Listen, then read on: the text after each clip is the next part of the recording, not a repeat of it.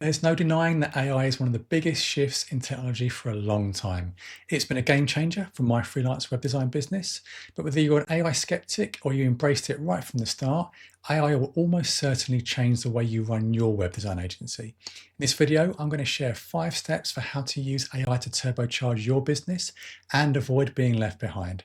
Hi, thanks for joining. If you're new to this channel, I'm Rich Dean, a web designer and developer, former web agency owner, and author of the book series Start, Grow and Sell Your Web Design Agency. My goal is to help anyone looking to start, grow, and sell an agency to save time, earn more money, avoid the common mistakes and pitfalls, and build a thriving and valuable business. Okay, so on to the main topic, starting with number 1, understand how AI can add value and take it away. Okay, so this is probably going to be the biggest part of this video, but before you can start using AI properly in your business, you need to understand how it can be both a benefit and a detriment.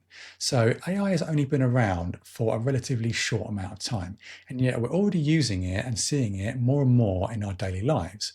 Whether that's the way that search engines show us results nowadays, or those images that just look a bit too unrealistic, they could only have been created by AI, or those videos on YouTube with the monotone voices that just don't sound right. Not to mention all the things nowadays that are AI powered. AI is definitely becoming more common, and to a certain extent, that's a positive. AI was meant to make our lives easier, and so if it enables us to do something that we wouldn't be able to do otherwise, then that's good, as it's kind of what AI was meant to do.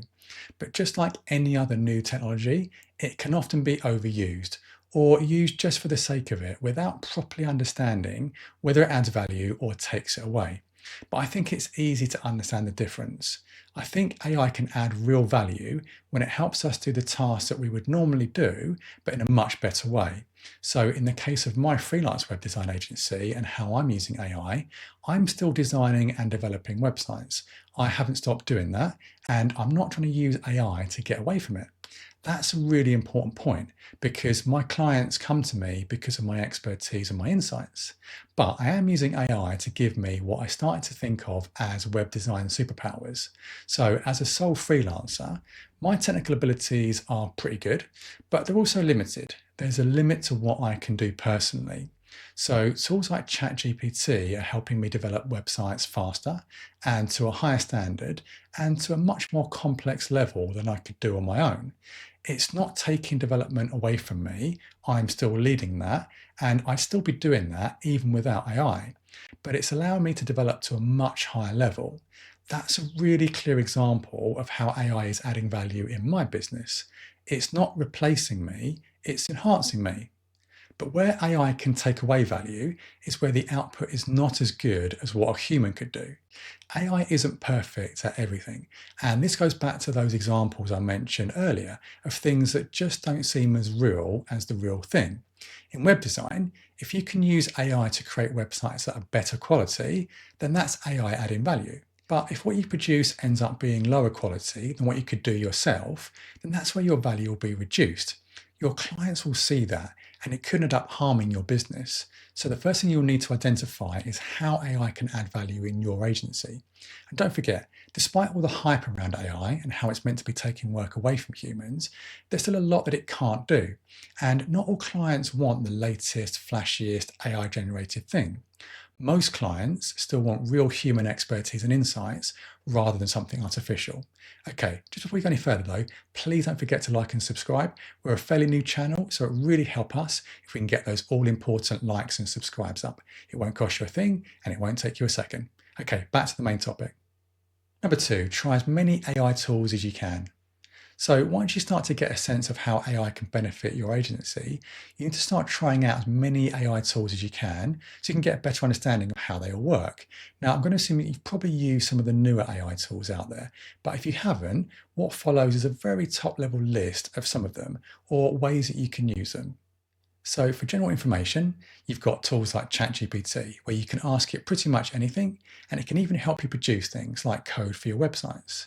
Then there's generative imaging, and to be fair, I haven't really used this, but this is where you tell the AI what kind of image you want, and it generates it for you. There's also generative content. So if you need written content in a hurry, or your writing skills aren't that great, you can tell it what kind of content you need, and it can write it for you. Then there's time saving. So AI can really help with repetitive tasks or high volume work, like if you need to produce lots of variants of something, or if you just need to compare blocks of text or code for differences. Then there's decision making. So quite often AI can just help you with research or rationalizing something or just validating an idea. You may have noticed that apart from ChatGPT, I didn't mention any other brand names here. That's because I think it's more important to consider the bigger picture way that the tool can help you rather than the tool itself. But there are plenty of companies offering AI tools nowadays. Some of the big names are companies like Adobe, Microsoft, and Google, but there are plenty of others. Try as many as you can, and it won't be long until you start to develop a strong level of expertise and understanding of what they can do and what they can't. Not only will this give you a better idea of how AI can shape your whole agency, but it will also make you even more valuable to your clients. Number three, map your workflow. So, this is basically how your business operates, and it's the part that you probably already know quite well. But if you don't, then you'll first need to take the time to really understand how your agency does the work that it does. The best way to do this is to sit down and draw or plan out exactly how you produce your work. Do you custom design and build all your websites, or do you use off the shelf website builder tools? Do you do things like UX or UI design or prototyping? Do you do visual designs or branding? Do you use a CMS like WordPress or Drupal or Umbraco? Do you build the front end too? What coding languages do you use, if any? Do you do all the work yourself, or do you have a team? Do you outsource any of it? Do you offer other services like SEO or marketing or print design? What software or other tools or automations do you already use? The reason this is really important is because once you start to get a better understanding of how AI can enhance your agency, you need to start thinking about where it can.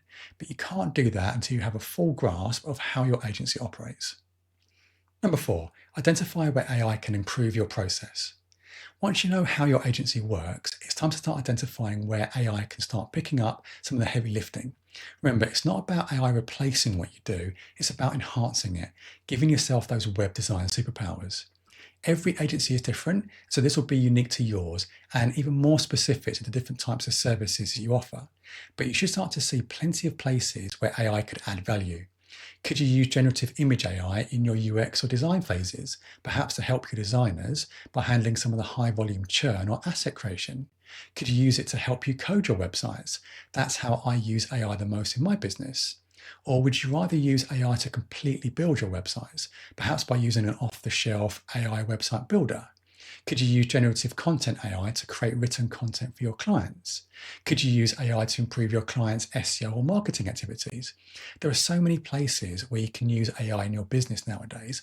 I'm sure once you get into it, you'll probably find plenty of opportunities. But remember, you don't need to think about wholesale changes.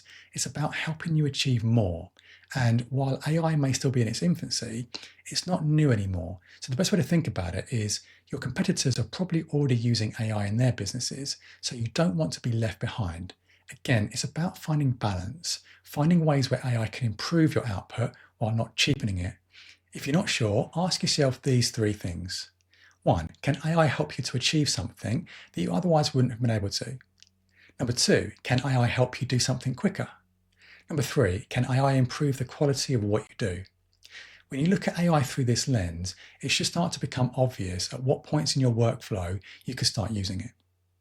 Number five, understand how your business model will need to adapt. Businesses can never afford to stand still, even without step changes like AI. It would be lovely if we could carry on creating websites the way we were 5 or 10 years ago, but we just can't. That's not a bad thing, but however you look at it, AI will have at least some impact on your business, and in a few different ways. The first is price. If used well, AI can help you do more and faster. That will affect how much money you can charge your clients and how much you make. It will also affect your competitiveness, and it's one of the reasons why you really should embrace AI where you can. If used well, then AI should help you deliver websites faster and with less time involved. That should make you cheaper and therefore more competitive, and hopefully more profitable too. But to flip this on its head, if you don't use AI in your business, but all your competitors do, they will have an edge over you. If they can offer higher quality websites at a lower price and quicker, then you're going to struggle to keep up with that, and you'll almost certainly start losing work to them. You could be viewed as slower, more expensive, and lower quality. Another key area is around staffing, which usually tends to be driven by both capacity and growth. What I mean by that is agencies tend to need to employ more people when they're growing and need more capacity. So, if an agency owner started their business on their own, which is what I did, if their business grows, they will probably reach a point where they need to start employing people to increase their capacity so they can carry on growing. Then they'll bring in more people as that growth continues. And they'll also need to bring in people if they lack certain skills or knowledge in certain areas. But AI changes that. It can give you more capacity without necessarily needing to employ more people, as it almost acts as a virtual outsourcing resource. And it can also support you with skills and knowledge that you don't have. That raises interesting questions around whether you'll even need to employ people or whether you'll need to employ as many people as you would have before AI existed. Those are questions that I'm not going to try and answer in this video as they're quite profound, but they are questions that you will need to consider, and only you can do that.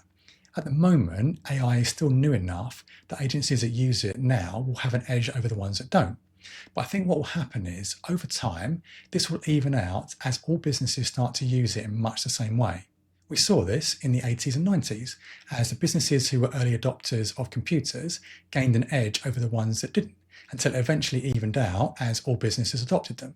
Okay, so hopefully you found this video useful. If you've enjoyed it, then please don't forget to like and subscribe. And if you'd like more tips and insights for how to grow your agency, check out my book series, Start, Grow and Sell Your Web Design Agency, which you can buy from Amazon now, and I'll share a link in the description below. And if you'd like to watch even more informative content, then why not check out this video here. Thanks again for watching, and I'll see you in the next one.